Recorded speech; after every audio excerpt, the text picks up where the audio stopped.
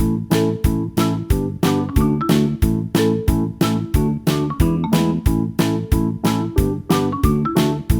बच्चों, कैसे हैं आप सभी? मैं आशा करती हूँ आप सभी लोग स्वस्थ और प्रसन्न होंगे।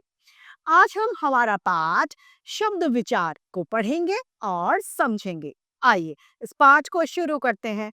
यह है हमारा पाठ 3 शब्द विचार। यहाँ पर कुछ नीचे दिए गए वाक्यों को पढ़ते हैं और इन्हें समझना है। चिड़िया उड़ रही है, शेर दहाड़ रहा है, पवन दूध पी रहा है। यहाँ पर 3 वाक्य दिए गए हैं। पहले वाक्य में 4 शब्द हैं, 1 2 3 4। दूसरे वाक्य में भी 4 शब्द हैं और तीसरे वाक्य में 5 शब्द है। परिभाषा यहाँ पर दी गई है, एक या अधिक ध्वनियों के मेल से बने सार्थक समूह को शब्द कहा जाता है। शब्द किससे बनता है? ध्वनियों से मिलकर बनता है। तो एक या एक से अधिक ध्वनियों से मिलकर जो बनता है वह शब्द है। शब्दों का वर्गीकरण, सबसे पहले उत्पत्ति के आधार पर 2 भागों में, मुख्यतः उत्पत्ति के आधार पर शब्दों को 5 भागों में बांटा गया है, यानी 5 भेद उत्पत्ति के आधार पर होते हैं। तत्सम शब्द, तद्भव शब्द, देशज शब्द, विदेशज शब्द। पहले पढ़ते हैं तत्सम शब्द। तत्सम शब्द वे शब्द होते हैं जो संस्कृत भाषा से बिना किसी परिवर्तन के हूबहू हम हिंदी में ले लेते हैं। क्या आप जानते हैं हमारी हिंदी भाषा की जननी संस्कृत को कहा जाता है, यानी हिंदी की जननी, हिंदी को जन्म देने वाली संस्कृत भाषा है।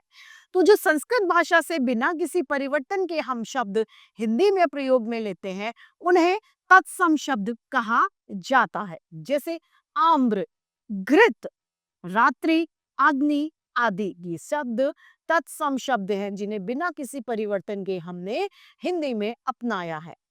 दूसरा है तद्भव शब्द, वे शब्द जो संस्कृत भाषा से लिए गए हैं लेकिन उनमें कुछ परिवर्तन किया गया है, परिवर्तन के बाद में हमने उसे हिंदी भाषा में अपनाया है, अतः वे शब्द तद्भव शब्द कहलाते हैं। जैसे आम्र का आम, घी का, घृत का घी, अग्नि का आग, रात्रि का रात इत्यादि तद्भव शब्द है। यहाँ पर कुछ तत्सम और तद्भव शब्दों की तालिका दी गई है, आइए इसे पढ़ते हैं। स्वर्ण तत्सम शब्द है, तद्भव है सोना। तद्भव तत्सम है ग्राम, तद्भव है गांव। तत्सम है दधी, तद्भव है दही। तत्सम है आलस्य, तद्भव है आलस।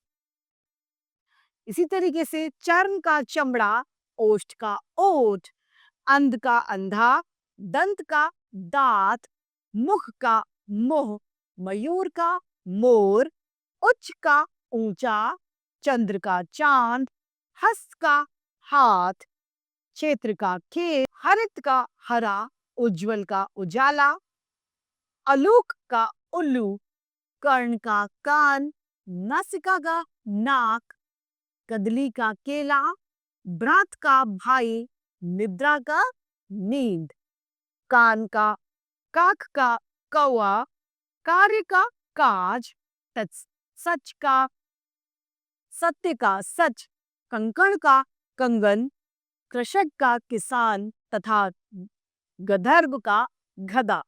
ये तत्सम और तद्भव शब्द हैं।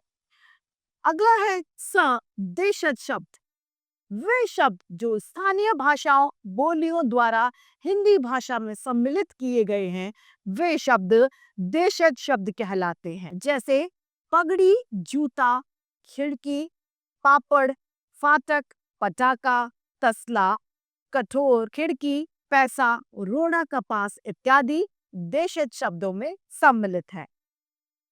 है विदेशज शब्द, वे शब्द जो विदेशी भाषाओं से हमारी हिंदी भाषा में सम्मिलित किए गए हैं वे शब्द विदेशी शब्द कहलाते हैं।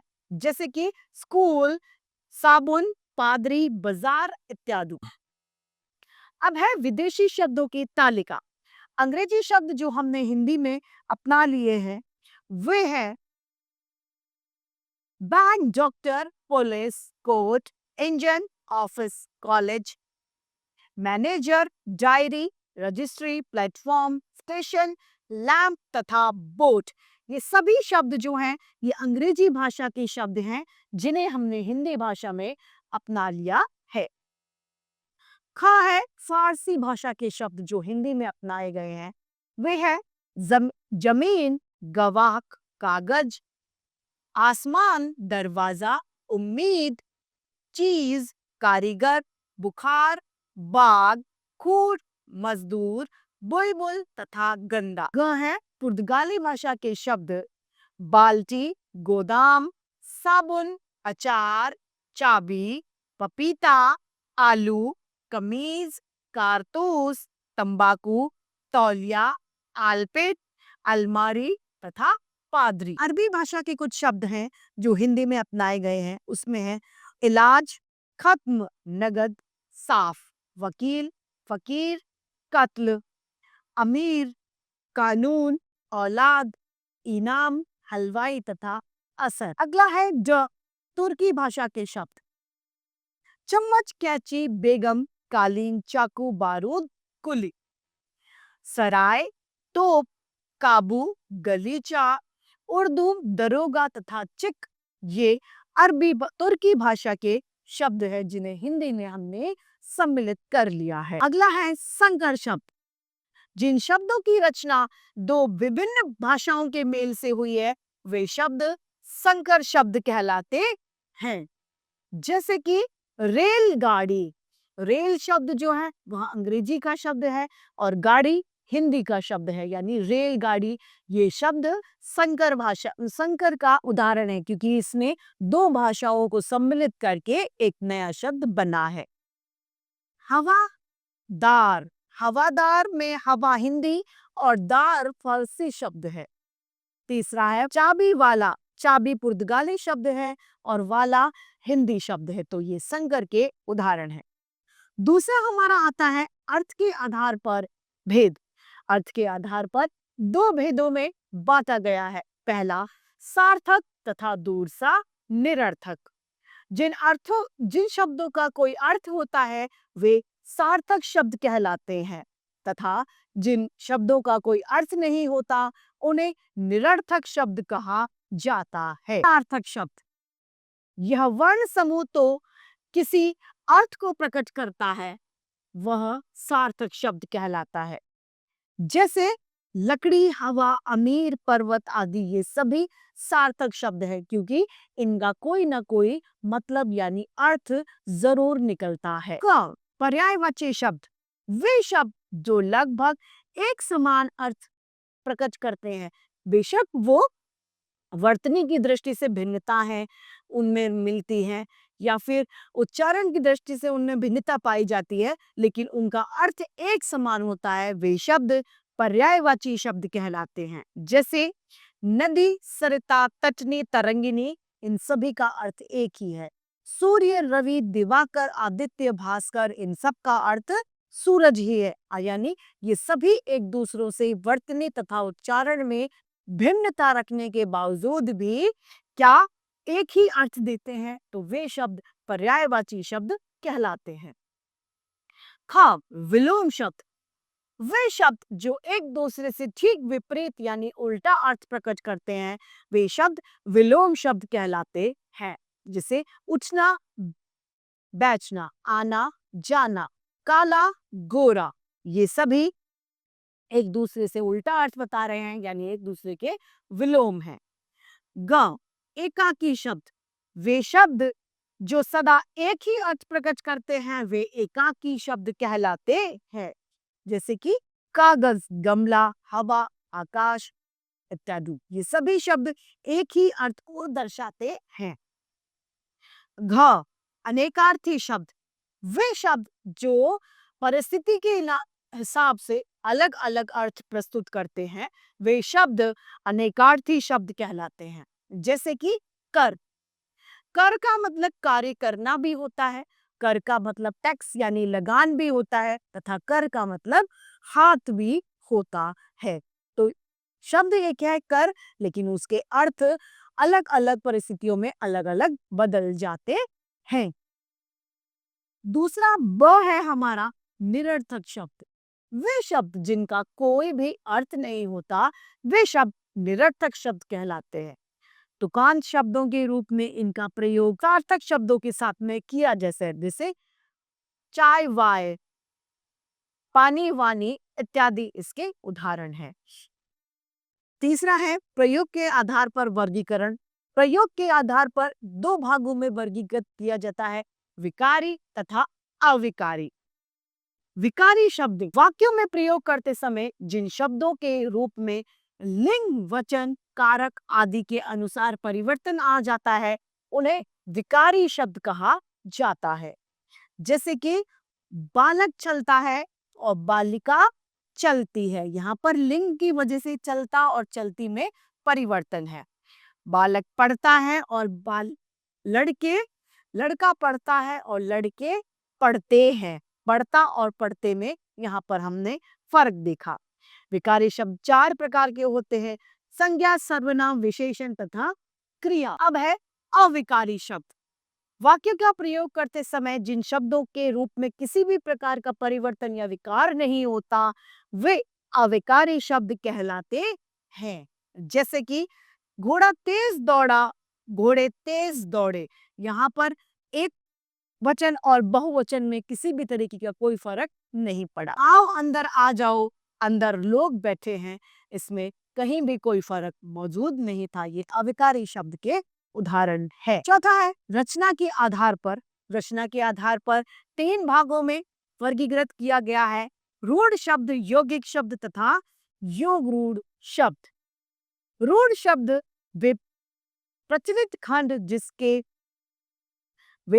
शब्द जिसके खंड कर पर उनका कोई अर्थ नहीं निकलता, वे शब्द रूढ़ शब्द कहलाते हैं। जैसे कि जिस शब्द के हम टुकड़े नहीं कर सकते, वे रूढ़ शब्द हैं। जैसे कि मटर शब्द है, म को हटा दिया तो टर बचा, तो टर का कोई अर्थ नहीं है, वे शब्द रूढ़ शब्द कहलाते हैं। यौगिक शब्द 2 या 2 से अधिक शब्दों से मिलकर जो शब्द बनते हैं, उन्हें यौगिक शब्द कहलाते हैं तथा जिनके खंड करने पर अलग अलग खंडों के अलग अलग अर्थ होते हैं। जैसे विद्यालय, तो विद्या में आलय जोड़ा जाए तो विद्या का अपना अलग अर्थ है और आलय का अपना अलग अर्थ है। अतः ये विद्यालय शब्द यौगिक शब्दों में है। प्रधानमंत्री का भी यौगिक शब्द में सम्मिलित किया गया है। योगरूढ़ शब्द जिन शब्दों की रचना 2 या 2 से अधिक शब्दों के मेल से होती है, जो किसी विशेष अर्थ के लिए प्रयुक्त किए जाते हैं, वे योगरूढ़ शब्द कहलाते हैं। जैसे हिम प्लस आलय हिमालय, बर्फ का घर, नीलकंठ, दशानन आदि इसके उदाहरण है, जो कि एक विशेष अर्थ को प्रकट करते हैं। तो आइए इस पाठ की समाप्ति के पद में इसे एक बार संक्षेप में दोहरा लेते हैं। वर्णों के सार्थक मेल को शब्द कहा जाता है।